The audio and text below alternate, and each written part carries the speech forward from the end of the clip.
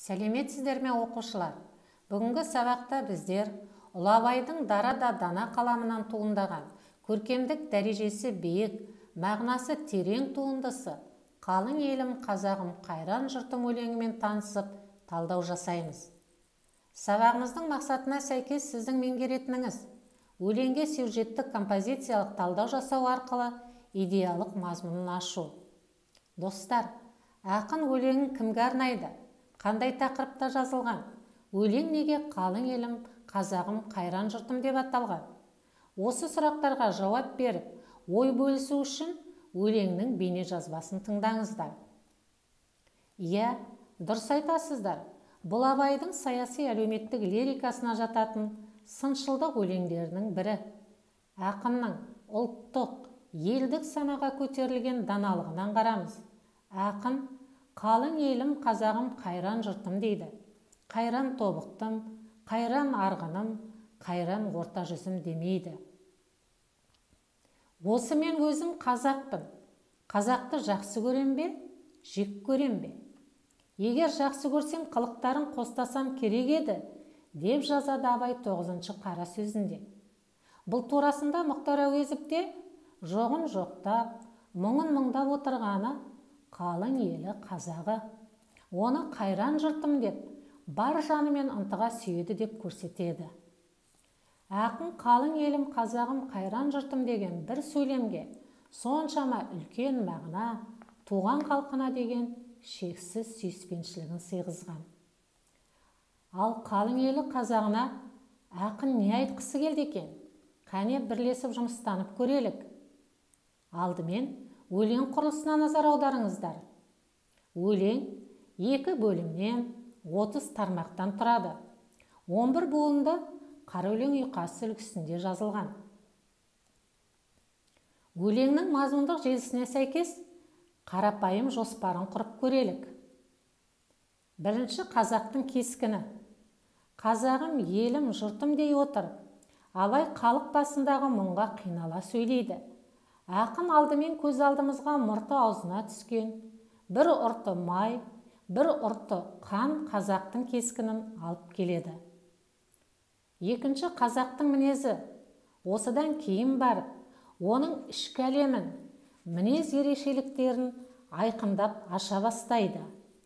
Үшінші, билікке құмарлық.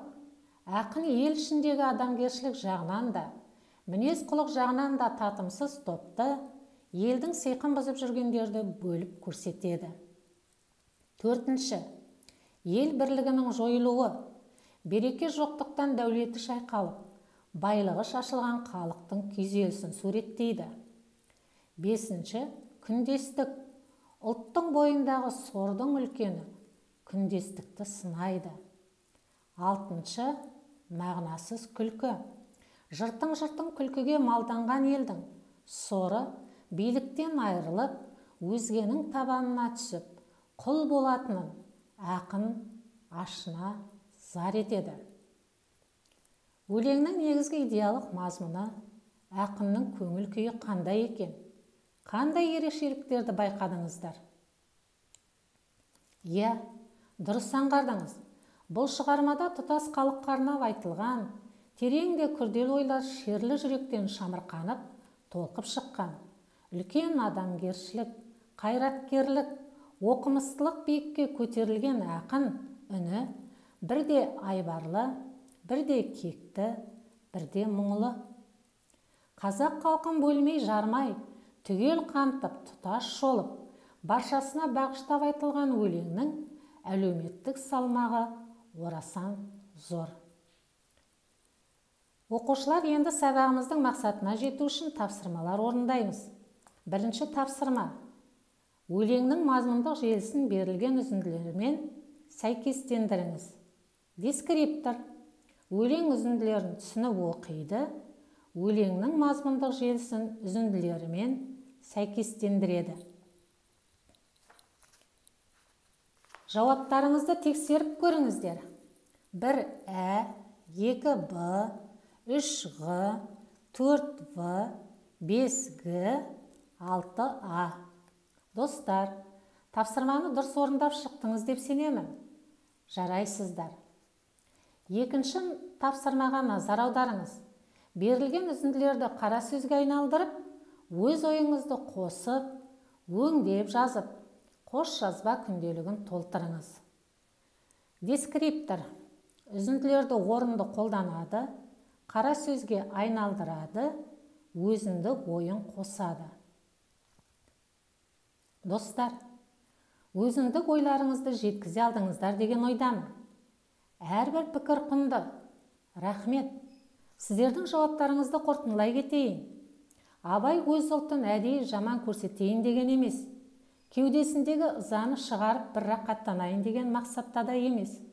Ақын тек осылай қатал айтып, шынайы өмірдегі дертті тереңінен көрсете білгенде ғана халықты селт еткізе аламын деп сенеді.